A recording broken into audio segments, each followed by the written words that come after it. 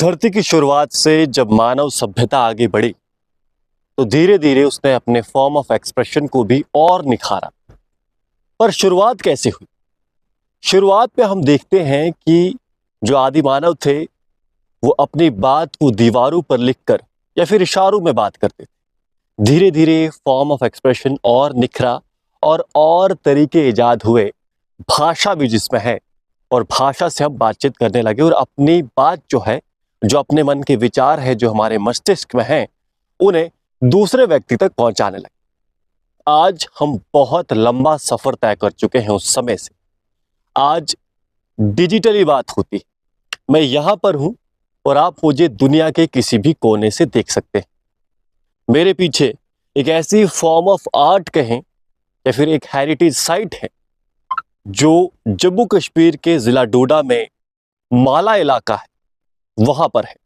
इस समय मैं शिवा पुल के बिल्कुल नीचे हूं और उसके बिल्कुल सामने ये एक शिवलिंग प्रतीक जो है पत्थर के अंदर, पहाड़ के अंदर कुरेदा हुआ है या निखारा गया है। इसे बहुत सुंदर है और यहाँ पर स्थानीय आके पूजा भी करते हैं। सिर्फ यही नहीं है, यहाँ पर कुछ ऐसे पत्थर हैं जिनमें शिवलिंग को उकेरा गया है, नंदी बनाए गए हैं और हाथी भी यहाँ पर मौजूद है। ये हेरिटेज साइट है जो जिला डोडा के साथ साथ पूरे जम्मू कश्मीर की आंखों से दूर है।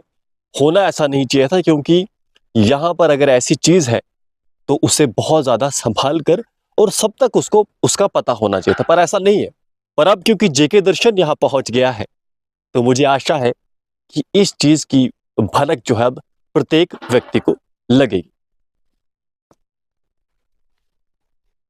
सबसे पहले मैं ये चाहूंगा मेरे सहयोगी जरा आगे आए। ये देखिए, ये है चिनाब नदी के बिल्कुल पास नंदी बने हुए हैं और नंदी महाराज के साथ ये ऊपर चोटी पर एक शिवलिंग बना हुआ है। वही प्रतीक नंदी जहां होते हैं और जहां उनका मुख होता है वही शिवलिंग होते हैं। शिवलिंग भगवान शंकर का एक स्वरूप है। जब सृष्टि प्रकट हुई थी तो भगवान शंकर ने सबसे पहले एक अग्नि शिवलिंग का रूप लिया था और भगवान ब्रह्मा और भगवान विष्णु को दर्शन दिए थे। और इसके साथ यहां पर हाथी भी बने हुए हैं।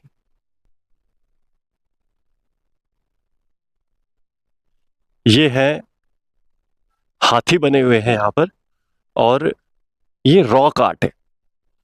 पत्थर पर जब आप किसी कलाकृति को बनाते हैं, किसी आकृति को बनाते हैं तो उसे रॉक आर्ट कहा जाता है। और ये तीनों चीजें यहां पर हैं और मैं आपको दिखा दूं एक बार फिर से। ये है यहां पर ये शिवलिंग है। आर्कियोलॉजिकल जो साइट्स होती है, सबसे मुख्य अगर कोई चीज वहां रहती है तो वो रहता है उसको बचाने का प्रयास। उसको कितना उसी स्टेट में रखा जाए जिस स्टेट में वो रही है या जब बनाई गई थी। अब क्योंकि इन पत्थरों को देखकर ऐसा तो नहीं लगता कि ये कोई आज की बनाई हुई पेंटिंग से 100-150 साल तो नहीं, उससे पुरानी ही लगती है। पर ऐसी स्थिति है क्योंकि ये पानी में गर्मी में डूब जाता है तो ज्यादा जरूरत है इधर इसे बचाने की। पत्थर जो है ये, इनकी हालात बहुत ज्यादा खराब हो गई है।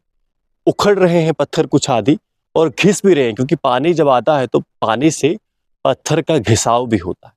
तो बहुत जल्दी और प्रायोरिटी बेसिस पर इसका रखरखाव, इसका बचाव होना भी बहुत जरूरी है। साथ में ये भी जानना जरूरी है, जैसा कि हम तक जानकारी पहुंची, कि जो विभाग इन साइट्स से संबंधित होता है, आर्कियोलॉजिकल जो साइट्स होती हैं, जो पुरानी साइट्स होती हैं, उनसे जो संबंधित विभाग होता है जो इनकी जानकारी जुटाता है, जानकारी ऐसी मिली है कि इन सब चीजों का डाटा यहाँ से ऐसा लिया गया है जिससे ये जानने की कोशिश की जा रही है कि आखिर ये जो आकृति, ये जो बनाई गई है पत्थरों पर, ये कितनी पुरानी। क्योंकि अपने जम्मू कश्मीर में बहुत कम ऐसी साइट्स है जहां पर ऐसी नक्काशी पत्थरों में की गई। तो ये भी अपने आप में बहुत ज्यादा रोचक हो जाता है कि आखिर कितनी पुरानी है, किन लोगों ने आकर यहां बनाई थी, ये भी प्रश्न मन में उठता है। तो अंदाजा उससे लग पाएगा कि कितनी पुरानी है तब जाकर, और फिर वहां जो लोग रहते थे वो भगवान शंकर को पूजते थे, क्या वो लोग यहां से ट्रैवल कर रहे थे या फिर वो यहीं के रहने वाले थे? कई सारे ऐसे प्रश्न मन में उठते हैं। तो उन्हीं सब चीजों का जवाब जब ये फाइंडिंग्स बाहर आएंगी उनसे पता लग पाएगा। कि दर्शन का प्रयास है कि हर उस हेरिटेज साइट को बचाया जाए जो हमारे जम्मू कश्मीर की पहचान है। जम्मू कश्मीर को सिर्फ इसकी यहाँ पर जो कमियां हैं उससे ना पहचाना जाए, बल्कि यहाँ जो पोटेंशियल है उससे पहचाना जाए। आप जुड़ रहे जेके दर्शन के साथ, मैं हूं विक्रम सिंह ठाकुर। धन्यवाद।